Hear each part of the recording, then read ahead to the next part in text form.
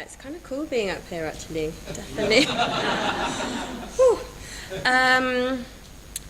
Yeah, so I first came to the Buddhist Centre 3 years ago, and I actually came to the Buddhist Centre on a Tinder date. So I'm not joking. The first time I went to the Buddhist Centre was because I matched with this guy on Tinder, and I mean, he was kind of cute, and we got chatting, and he was going to the Buddhist Centre, and I was like, hey, I really want to do that. So we met at the Buddhist Centre. I mean, yeah. Why go on a date to meditate where you don't talk? I'm not really sure what I was thinking, but anyway, yeah, so that was 3 years ago, and I then came on this winter retreat 2 years ago, and yeah, I feel like it's a real kind of honour and privilege to be stood here like talking back to you, because I remember hearing the talks and just feeling really inspired, so it feels kind of really nice but also quite strange to be the other side of the mic. So what I'm going to do is just talk you through like 3 turning points in my life, and yeah, by turning point I guess it's like something that I experienced that kind of helped me change direction a little bit. Yeah, so the first turning point was when I was 18, and I went on a year out to Thailand, and yeah, that was a very significant age and a very significant time, but I think just kind of reflecting before I talk more about that, just on my childhood really. So I was born and raised in Birmingham, and I've been told that people can't really tell that I'm from there, but I am. I still say Bath and I still say grass. I'm 32, so you don't have to worry that you don't know that. Just, yeah, that's how old I am. And yeah, I think, so I was born and raised a Christian, and the church actually was like a really important part of my life. We went all the time. I was baptised, confirmed, was in the choir, was in Girls' Brigade, did all the fetes, we did barn dances, like, yeah, so it was a really significant kind of part of my upbringing really, and one that I'm really grateful for. It had a really good element of like community and bringing together, and I felt like it offered lots of social, like a social aspect, had lots of friends there. Yeah, I don't know, I kind of stopped believing in kind of the teachings. I didn't feel that inspired by it. Yeah, but the point really is that I just got a lot from it. And yeah, I feel like, you know, I went on kind of family holidays quite a lot, and we did lots of activities together. We went on walks, we went camping. And yeah, for that I'm really grateful. And I went to a grammar school, so it's one where you don't take an exam, and yeah, you take an exam, you don't pay to get into it, you go.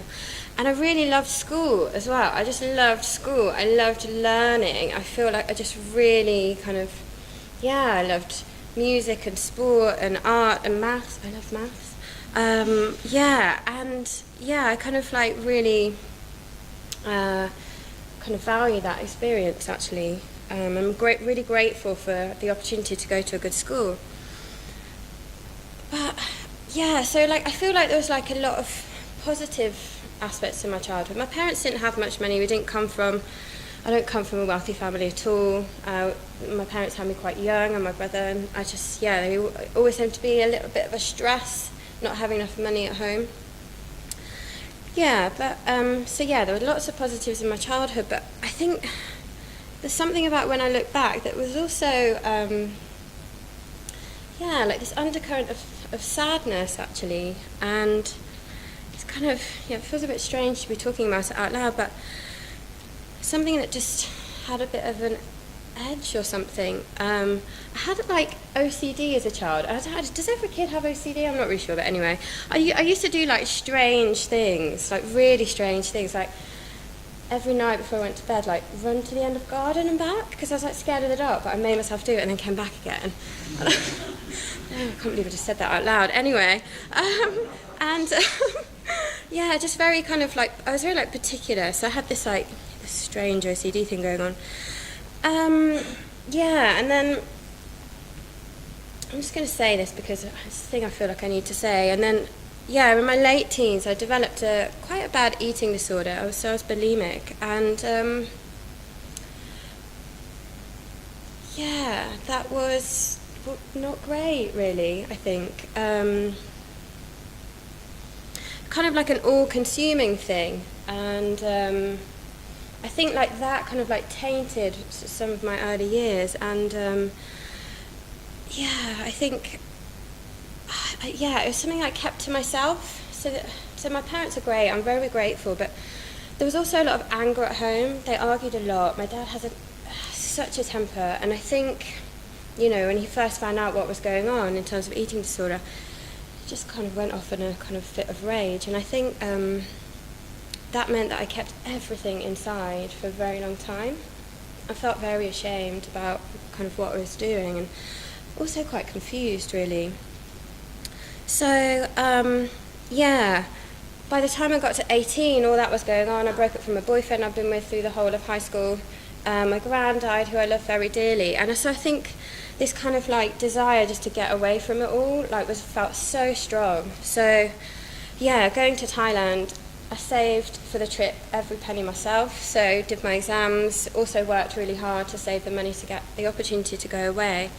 And I think it's interesting because Thailand is a Buddhist country, and it was the first experience I ever had of Buddhism, and I just felt this sense of like, when I got there, just like this sense of like ease, and just for a few months this kind of pain of having this eating disorder had gone away, and it felt really special. I was teaching kids who were just amazing, and it was just I really treasure that period of time.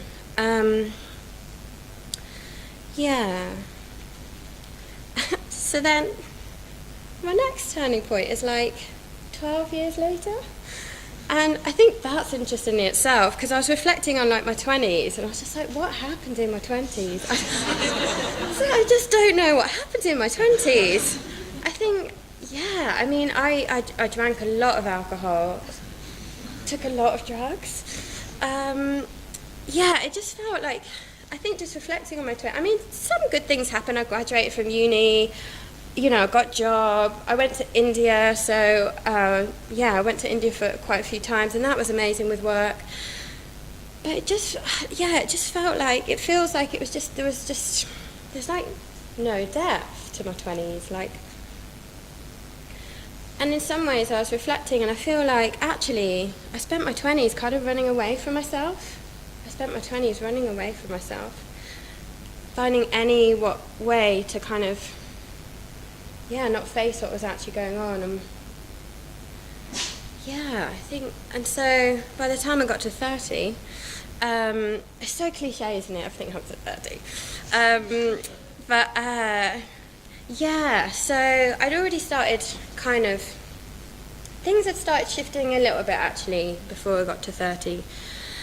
I started doing lots more yoga, thanks everyone for coming to the class. Yeah, so I started to do a lot more yoga. But then the weekend of my 30th birthday, I feel like it's crazy that when I say this out loud, so partied on the Friday, obviously, you know, it was one of those nights where you just, you know, yeah, kind of go out all night really, and then just spend the rest of the weekend feeling rubbish. I mean, I did that so much. It's really crazy to think back that I feel like I wasted so much of my time. Anyway, Friday night went out, the rest of the weekend suffered with a hangover, and then Sunday night, the most strange thing happened. So, had gone to bed, and I was living in Shoreditch in a warehouse. I feel like that makes me sound trendy. And we had this banging at our door. So I lived with one other girl. We had this banging at our door. Okay. And yeah, banging at our door. Anyway, okay, so I'm going to cut this story fairly short. A man had got into the ventilation shaft and fallen to his death in my flat. And that's it.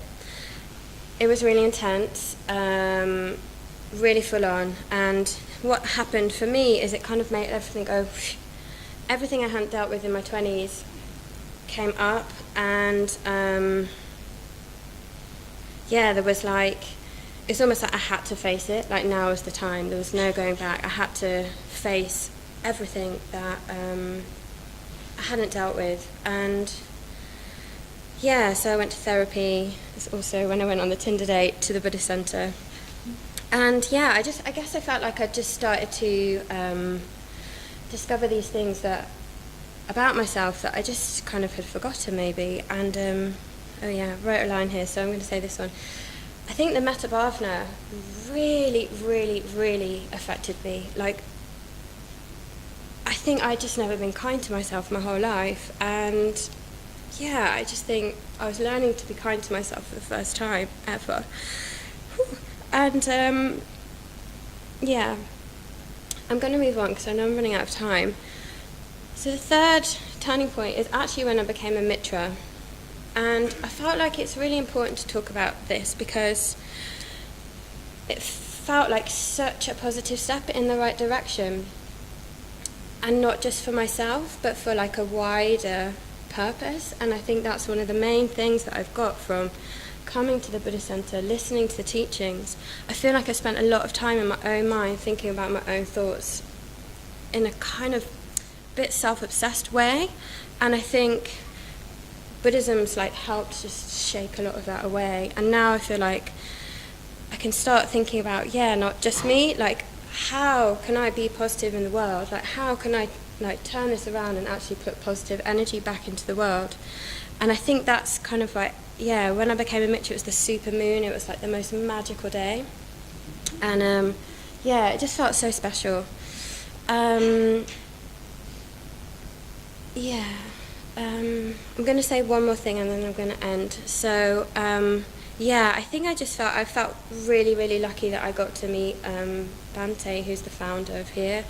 And I just feel like this immense gratitude for him, for all the order members, for all the teachers that have I just feel like they give so much and I've got so much from it. I literally feel like it's changed my life.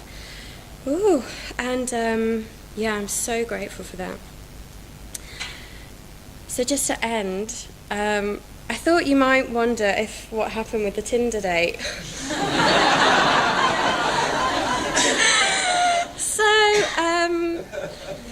Didn't see him again. I know. I mean, we went for a hot chocolate after. He was a nice guy, but I don't know, I just didn't have the spark. It's funny because I went on this Tinder date looking for something, and what I got actually was like so much more. So I wrote down 5 words that I just thought summed up, I guess, what I've got, where I'm at.